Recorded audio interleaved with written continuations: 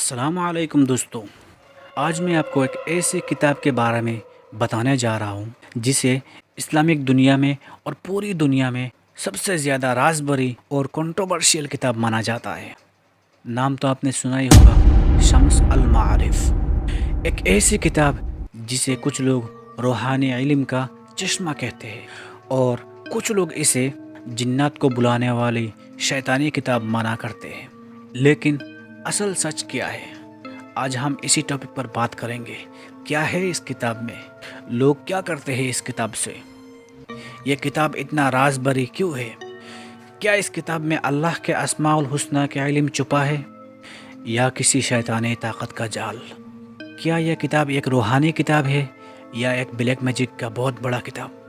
آج ہم اس کتاب کے ہر پہلو پر بات کریں گے، اس کا اتہاس، اس کا میس یوز اور اس کا جنات سے کنیکشن، اور کیا اسلام نے اس کو حرام قرار کر دیا گیا ہے۔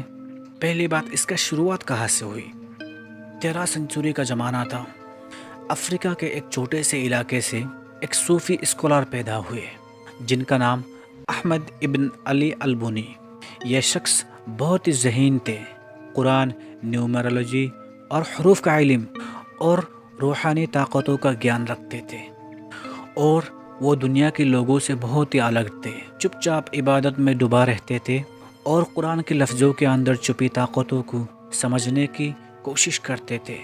تو انہوں نے اپنی زندگی میں ایک ایسی راز بری کتاب لکھی جس کا نام ہے شمس المعارف و لطائف العوارف، جس کا مطلب ہے علم کا سورج اور روحانی راجوں کا جھرنا۔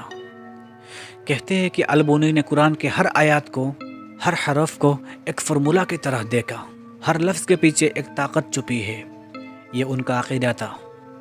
اب بات کریں گے اس کتاب کے اندر کیا ہے۔ شمس المعارف صرف ایک کتاب نہیں، یہ اسے پڑھنے والے لوگوں کے لیے اپنے آپ میں ایک دنیا ہے۔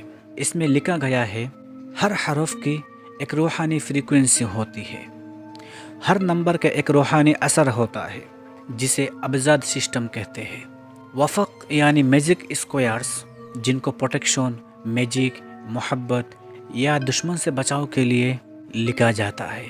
اور اس میں ہے جنات سے تعلق بنانے کی راز، جنات سے تعلق بنانے کا طریقہ، اور اسماء الحسنی یعنی اللہ کی 99 نام کا روحانی استعمال۔ لیکن دوستو، بات یہی ختم نہیں ہوتی۔ یہ کتاب ہر کسی کے لیے نہیں ہے۔ اس میں لکھا گیا ہے کہ اگر کوئی شخص تعویذ بنایا بنا تیاری کے، بنا جانکاری کے، تو جن اس کے روح کو قابو میں کر سکتی ہے۔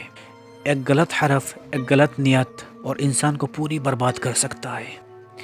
شمس المعارف میں ایسے عملات لکھے گئے ہیں جو جنات کو بلانا، ان سے رابطہ بنانا اور ان کا فائدہ اٹھانا سکھاتا ہے۔ لیکن سب سے بڑی بات یہ ہے، اگر جن راضی ہو گیا تو شاید مدد مل جائے، لیکن اگر راضی نہ ہو، غصہ ہو گیا، تو انسان کو مار سکتا ہے، پاگل بنا سکتا ہے، زندگی تباہ کر سکتا ہے۔ کئی لوگوں نے اس کتاب کو پڑھ کر ایسے تعبیذ بنایا، جنات کو بلایا، اور پھر ان کی زندگی میں اندھیرا چھانے لگا، گھر میں عجیب آوازیں آتے تھے، سونے میں داخل ہوتے ہوئے سائے دکھتے تھے، نیند میں جھٹکے لگنا اور بے ہوش ہو جانا۔ ایک مشہور واقعہ مصر کا، ایک نوجوان نے اس کتاب سے ایک وظیفہ کیا، لیکن اس رات اس کے کمرے میں ایک عجیب سی موجودگی محسوس ہوئی۔ دروازہ بند تھا لیکن وہ چلانے لگا، کون ہے؟ اور آواز آئی، تم نے بلایا تھا، اب میں آ گیا تو نہیں جاؤں گا۔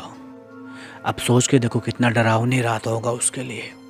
اس کے بعد اس کی زندگی ایک دم سے تباہ ہو گئی، پاگل ہو گیا وہ آدمی، ہر ٹائم غصہ کرتا رہتا تھا۔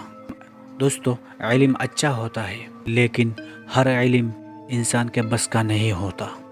شمس المعارف ایک مثال ہے کہ اگر روحانی استعمال کا غلط استعمال ہو تو وہ رحمت نہیں، زہر بن جاتی ہے۔ اب بات کریں گے اس کتاب کو لے کر اسلام کی نظریہ کیا ہے۔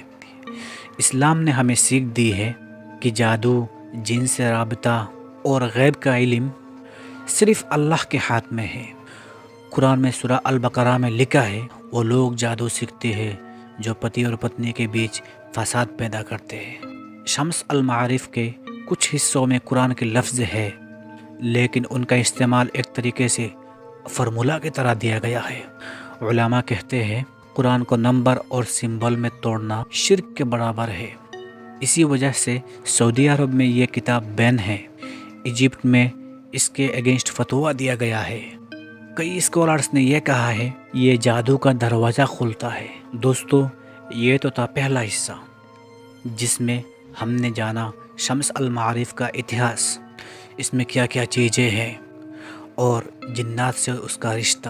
اگلے پارٹ میں ہم بات کریں گے اس کتاب کے میس یوز کے بارے میں، اس کتاب سے کیا کیا کر سکتے ہیں، لوگ کیا کیا کرتے ہیں اس کتاب سے، انٹرنیٹ اور ڈارک ویب پر اس کا ریچولز کا بازار، اور کیسے کچھ لوگ اسے روحانی کاموں کے لیے استعمال کرتے ہیں، روحانی علاج کے لیے استعمال کرتے ہیں۔